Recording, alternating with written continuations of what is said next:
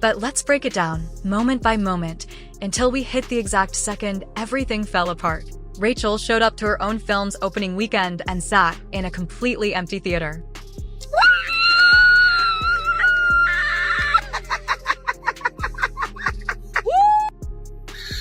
Okie dokie.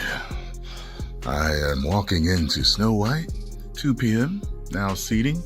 Let's see how empty it is.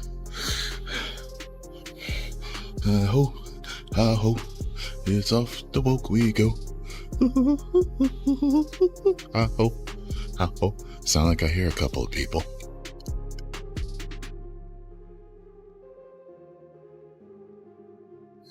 One, two. Okay. 2. She brought friends, maybe hoping for moral support, or maybe just hoping anyone would show up. But instead of a packed screening, it looked more like a private watch party gone wrong, an awkward, quiet flop that didn't match a $370 million investment. Her attempt to support the film seemed genuine, but it backfired hard. Instead of generating buzz, it confirmed what everyone was already saying: no one was watching Snow White. Months before the premiere, Rachel confidently stated that people would line up at every event she attended. But when the movie finally dropped, not only were people not lining up, they were walking out. That quote was dragged back from the archives and plastered across the internet as the ultimate punchline. Confidence is fine when you're succeeding, but when you're flopping, it looks like delusion. Disney had hoped Rachel would be a breakout Gen Z star. Instead, she became the moment many fans say things truly started to unravel. On the red carpet, instead of hyping up a reimagining of a beloved Disney classic, Rachel dismissed the original 1937 Snow White as weird.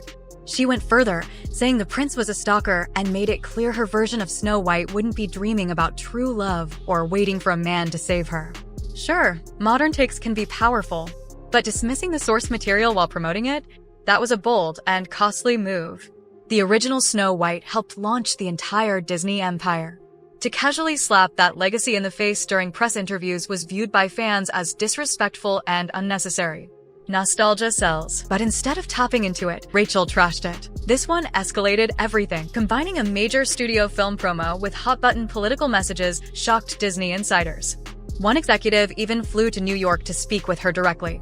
She refused to take the post down. Disney's PR department was thrown into chaos. They even hired a dedicated social media expert just to manage Rachel's online presence. This wasn't normal cleanup, this was disaster response. She had alienated fans, disrespected the original film, picked fights with co-stars, and now added polarizing political drama into the mix.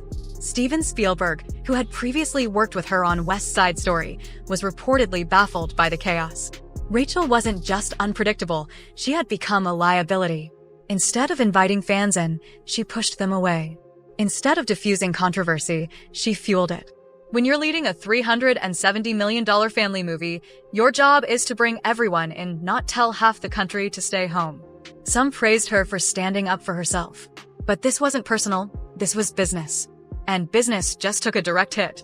Behind the scenes, things got icy. Rachel and Gal Gadot, who played the evil queen, reportedly had major tension.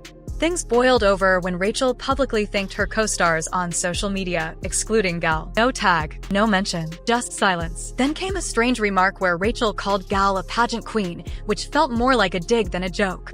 Gal's team wasn't happy, and Disney reportedly had to increase her security after the tension spilled online.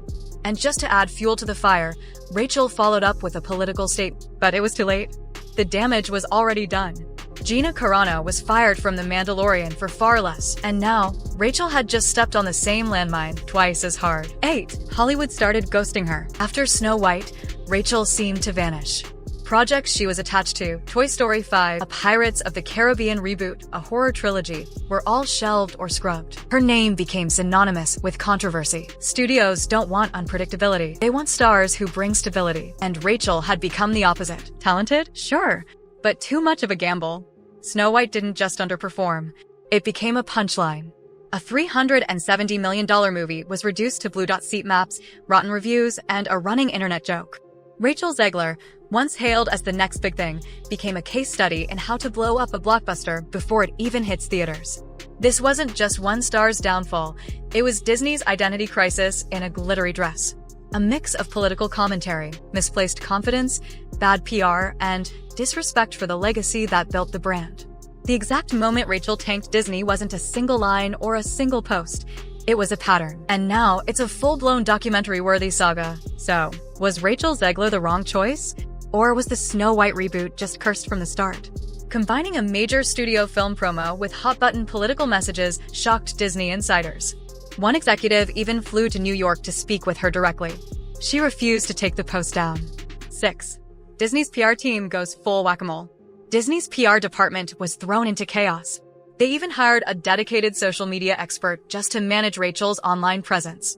This wasn't normal cleanup, this was disaster response. She had alienated fans, disrespected the original film, picked fights with co-stars, and now added polarizing political drama into the mix.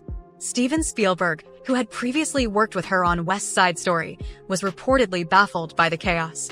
Rachel wasn't just unpredictable, she had become a liability. After Donald Trump's re-election in 2024, Rachel posted a fiery Instagram story. She attacked the entire voter base, Elon Musk, and the state of the country. The backlash was instant. Even people who weren't Trump fans were stunned by the tone. Rachel later issued an apology.